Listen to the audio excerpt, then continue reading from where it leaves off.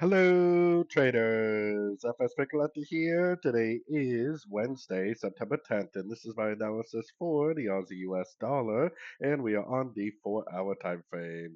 So on the 4-hour time frame, we are at the previous highs. Well, we're very close to the previous highs. This trade does look like the end of an ABC crescent way down here, so I think there is a pretty good likelihood that it will take out the previous highs. We have a lot of important news coming out this week, CPI inflation data. So if it does, sweep these highs and then go down and then give us a break of structure, that is definitely what would turn me back into a seller.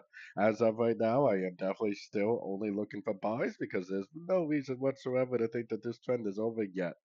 Going down to the 1 hour time frame, obviously I wouldn't be trying to buy at the top of a wave. I would only be trying to buy at these pullbacks. So if and when the market does make pullbacks, I definitely would still be a buyer.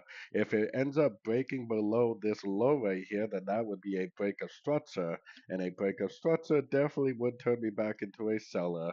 But for now, definitely only looking for buys in an uptrend. So anyways, don't forget to check out my website linked over here in the corner. And as always, thank you for watching and happy trading.